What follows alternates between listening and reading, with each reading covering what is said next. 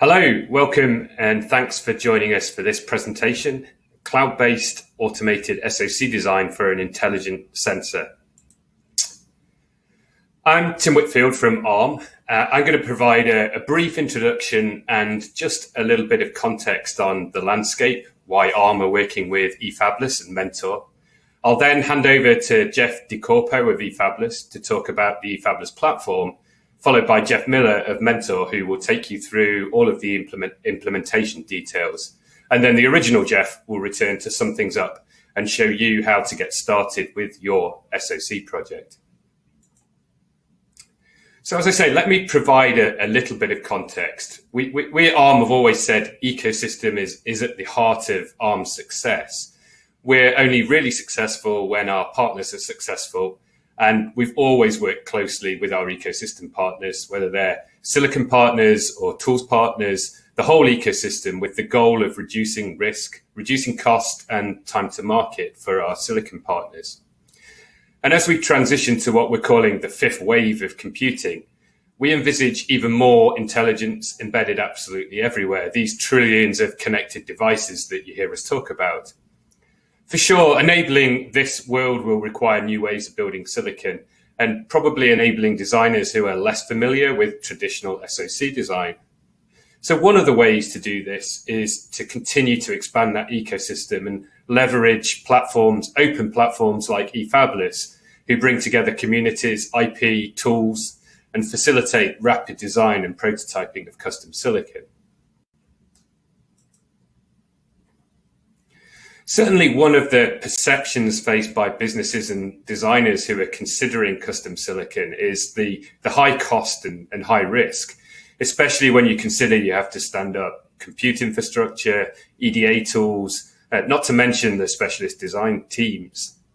These barriers have often proven too high to enable designers and decision makers to really make this leap.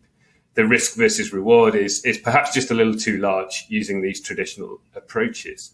It's overcoming things like the inertia, the knowledge and capabilities gap, reducing cost, reducing the perceived risk. It's only through addressing these barriers that we can shift the risk-reward equation and unlock the benefits of custom silicon.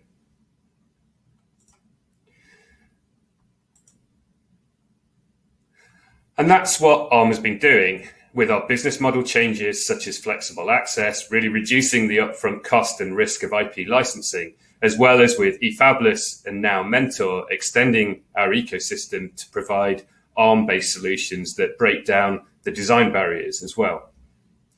Addressing this capabilities gap by providing reference designs, really trying to abstract some of the complexity of design and bringing together communities that provide expertise, they provide tools, IP, and even Foundry on an open platform.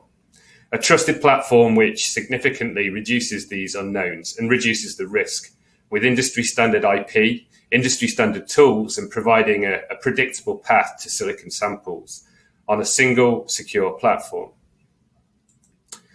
So I'll now hand over to Jeff Dicorpo from eFabless, who will show you exactly how eFabless together with ARM and Mentor are doing this. Great. Thank you, Tim. Tim discussed the many barriers to implement custom silicon, including challenges related to complexity, gaps in expertise, as well as time and cost required to develop. So eFabless is an open innovation platform for IC design delivery, and we've been collaborating with ARM and now more recently Mentor to enable a new development model for creation of ICs using open source design templates based on automated configurable reference designs. So these design templates extend the idea of reference designs in several key ways. One is they include both proprietary as well as open source IP, and they do this in a dynamic way that allows new IP to be added over time to extend the functionality and capabilities of the templates. These SoC design templates are also open source, and they can be leveraged by others to create new templates, or they can also be used as a starting point for someone who wants to create or start a new IC design. they can use as a way to kickstart that project or kickstart that program. They also provide a path to build silicon quickly and less costly through leveraging a combination of automation tools and partners that are available through the eFabless platform.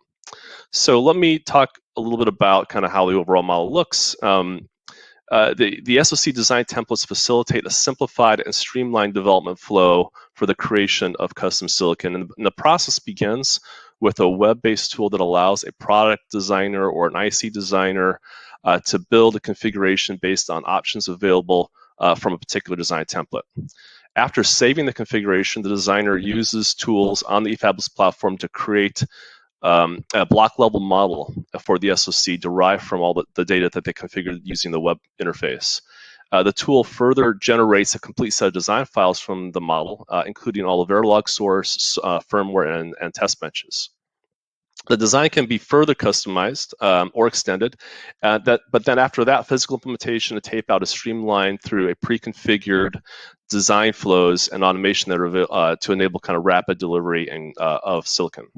The overall solution is well suited for a range of use cases, including rapid development of initial POCs, as well as first product implementations with maybe low early phase volumes or resource constraints. And it's also great for scenarios where a designer can benefit from leveraging a full IC reference design to host some specific capability or functionality that they've developed. So one use case that we're going to walk through today is leveraging this SoC template to develop an MCU-based controller for a MEMS sensor.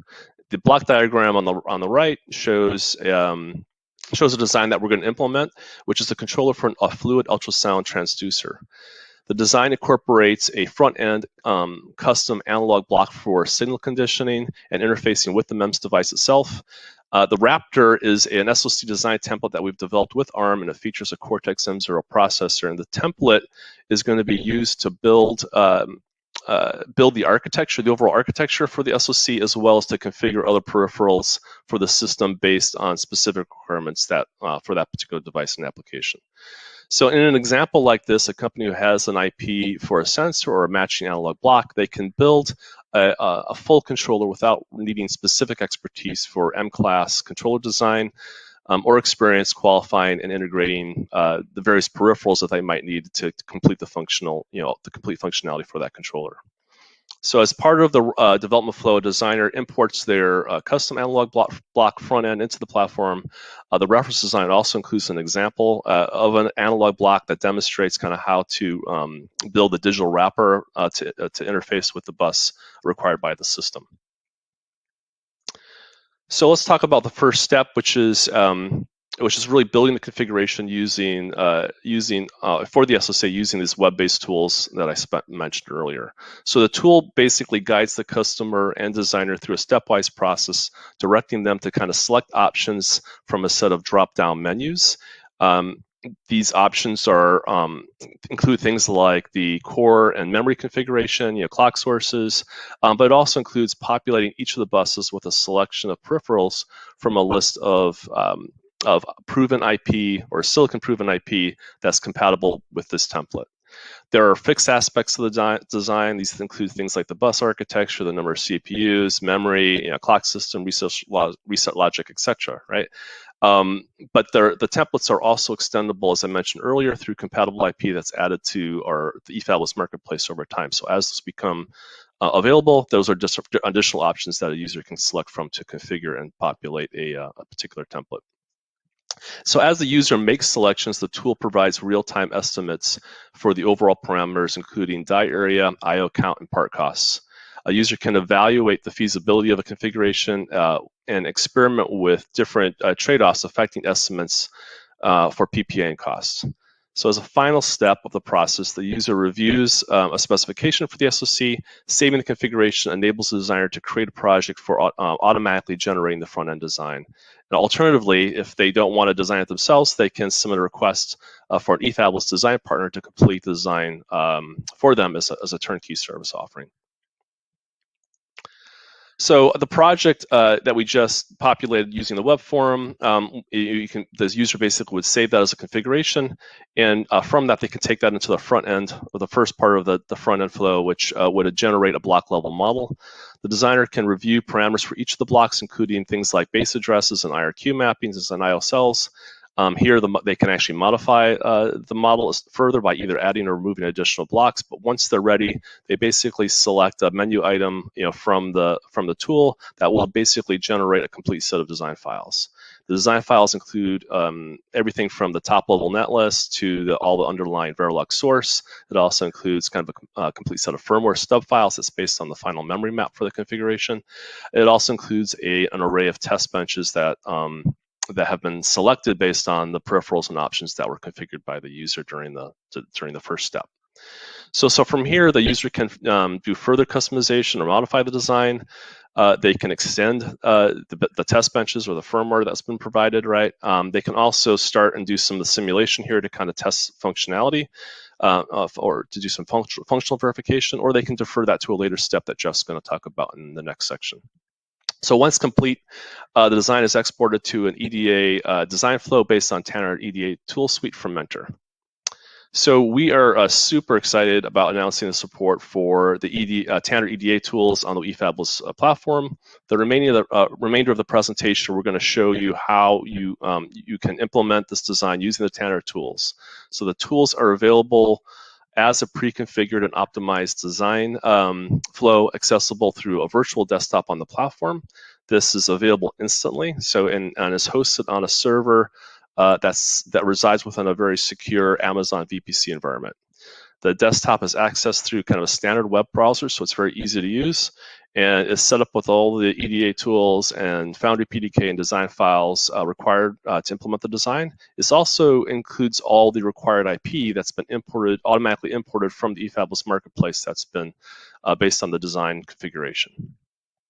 So the environment supports multi-user development. You can use existing licenses that you may already have for the Tanner EDA flow.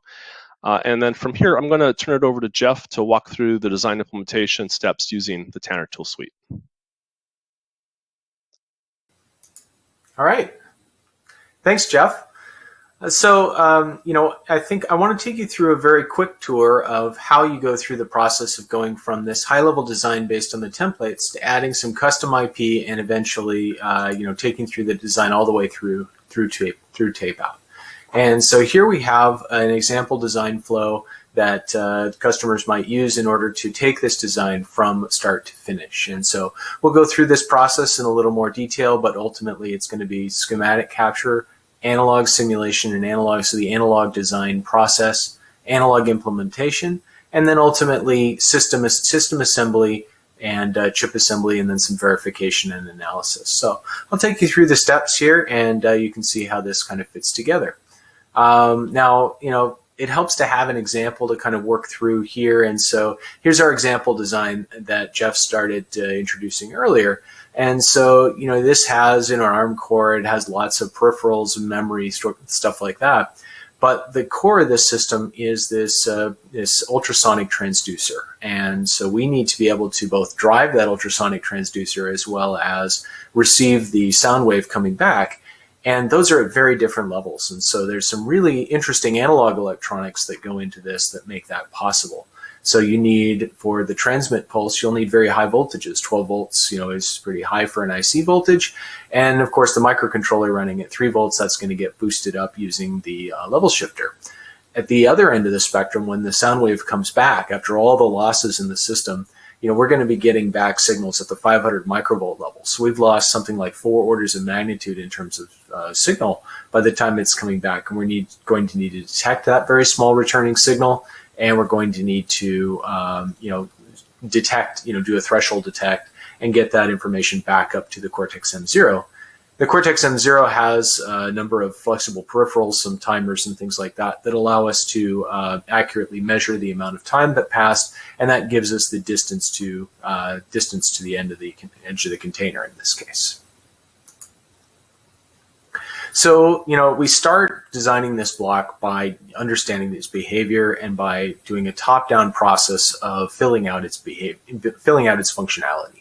So we start with a top level model where we say, what do I want this to do? How do I break this down into functional blocks?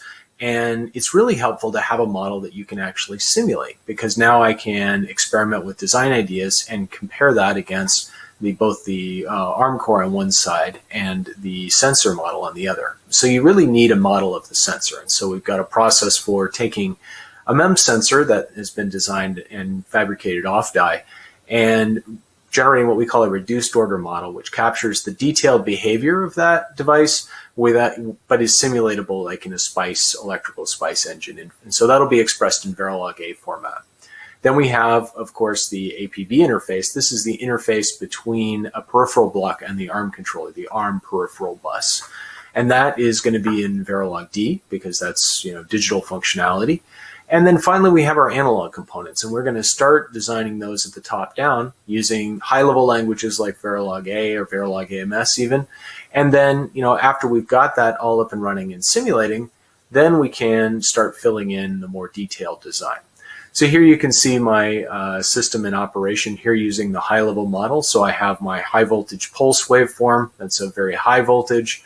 Then there's a long wait, and then a very attenuated analog waveform comes back after a certain period of time. And you can see my output waveform here, which produces a high pulse commensurate to the transfer time. So it goes high when the transmit waveform goes out, and it goes low again when a sufficiently sized receive pulse returns. And so this is proof of the overall system. Now I can start filling in the detailed design.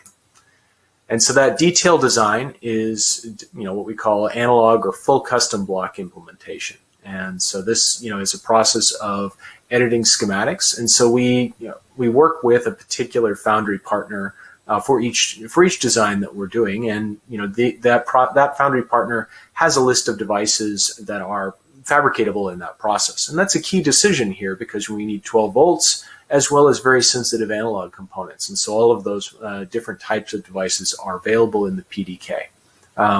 Once you've got those, you bring them into your schematic and you tune them. They have lots and lots. Some have dozens to hundreds of tunable parameters that let you tweak those devices for your specific certain circuit performance targets.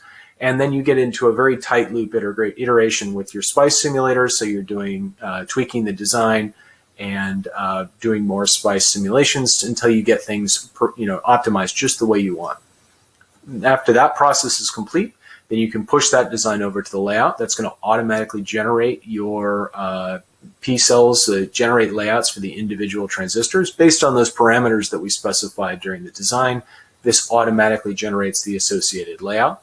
Then you can go through a hand process of placing and optimizing those devices from a layout perspective until finally you're ready to then do some routing and then do some characterization of the device as it's laid out to make sure that you haven't compromised its functionality, because there are a great many effects that take effect in layout, whether it's parasitics or other layout dependent effects that can affect performance. So modeling after the layout is key to deal with that.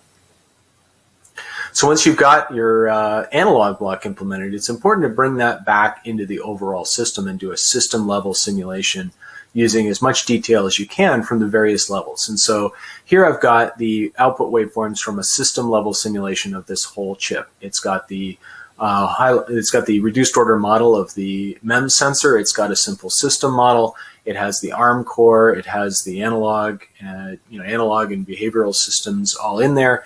And you can see overall system behavior. So, if I look at these waveforms at the top, I have some long sweeping analog waveforms that are modeling the system behavior. So fluid level, time of flight of the sensor. And then under the hood, you can see bursts of activity, and then the ARM core goes to sleep. And so we have the embedded software waking up the ARM core, doing a measurement, going back to sleep, and doing that on a periodic basis. And this allows me to really understand the functionality of my system. It lets me start doing accurate power estimates of the overall system and make sure that I didn't forget some aspect of the simulation system that's necessary, as well as just proving out all of the interfaces to make sure things work together correctly. So after I've got a lot of confidence in the overall system functionality, it's time to actually stitch all these pieces together and make a chip out of it. And so there, we've got a combination of what we call hard macros, which are basically finished layouts that are coming in as part of the eFabless platform. And so things like a RAM or the ARM CPU itself, many of the analog and supporting components, the clock generator, things like that are just going to come in from the eFabless platform and be complete, and we just need to place them down onto the chip. There's also some items that we'll need to create, like the digital core is going to be all of the custom digital for this process, as well as any of my custom blocks will be brought in here.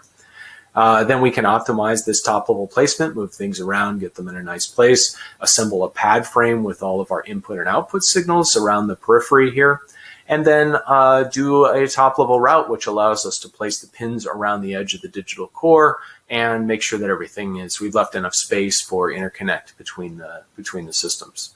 And so once we've done that and we've got a good floor plan, then we can look at the final step, which is implementing our digital core.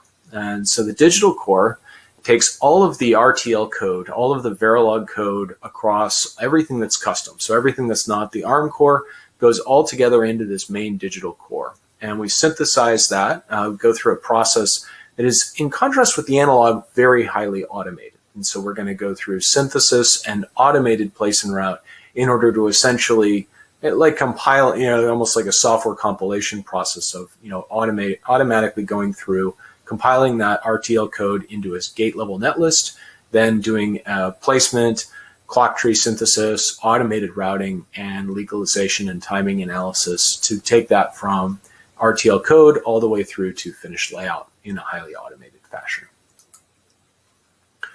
So after digital implementation, now we've got a finished chip, but the work doesn't stop there. There's a whole bunch of verification that goes into producing an SoC like this. And I'm just going to touch on a few things. I'm not even, I can't cover this whole topic in a slide or let alone an hour, but, I think that there's an enormous amount of work that goes into making sure that these chips function once they come back from the foundry. And so, the main categories, design rule checking, make sure that you've got everything in a form that can be fabricated by your manufacturing partner, doing checks to make sure that your design matches your schematic, and doing checks to make sure that you haven't made common mistakes, things like electrostatic discharge, latch up, or functional issues like timing problems and things like that. And so we're going to check, we work to check all of those things before we proceed to tape out. And so once you're ready to tape out, you can see the final chip here. And it's got everything actually connected. All of the blocks are filled in.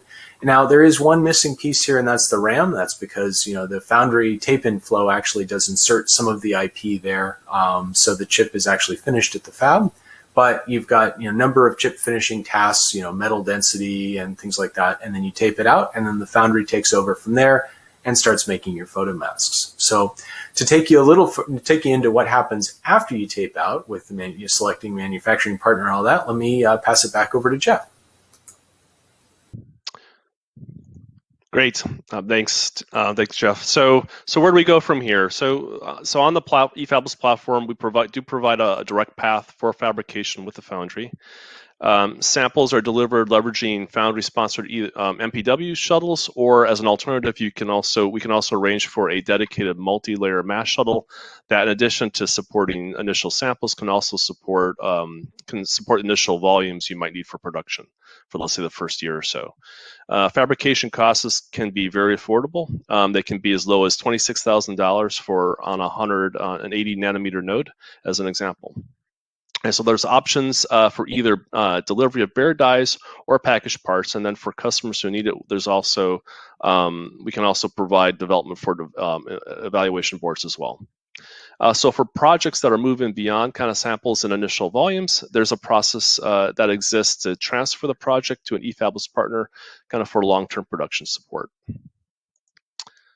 So there's flexible development models, different ways that you can implement the design that we just discussed in this, in this talk. So one of those ways is you can engage, make a request if you're a product or system designer to have somebody deliver samples for you based on the configuration that you created using the web form, and that's offered kind of as a turnkey service. An alternative, of course, is to do everything is for a user to kind of complete the design themselves using the design flows that we spoke and we presented during the talk.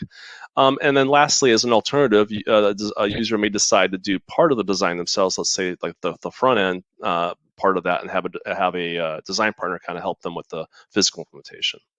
And in each of these options, supports the option to conclude a custom analog into the IP or a custom analog into the design for implementation of specific functionality that's required based on the sensor or application that they're implementing. As previously mentioned, eFabless does provide cloud-based design platforms with pre-configured environments for the Tanner toolset, and these environments have been customized for developing SoC designs generated from templates available in the eFabless marketplace. The Tanner offering is based on a bring your own license model, so you can use either existing licenses that you have, or you can purchase new licenses from Mentor for using the stack on the platform. So in terms of roadmap and where we're going next, we're looking to extend kind of the capabilities in several areas. One of those is targeting new applications and use cases by through additional templates. We're also continuing to work with partners to bring more IP into the marketplace and use those to be able to extend existing templates as well as to support the creation of new ones. We're looking to add new nodes and foundries, and those are going to be driven heavily based on target applications and templates that we're that are being developed. We're also exploring adding new tools or additional tools from Mentor in the future. And one example that might be a tool for developing RF functionality with an IC that would be valuable for, let's say, an IoT application. Lastly, we are continuing to extend the ecosystem by adding new design partners, so as well as creating service offerings through the platform that are available for users to be able to access.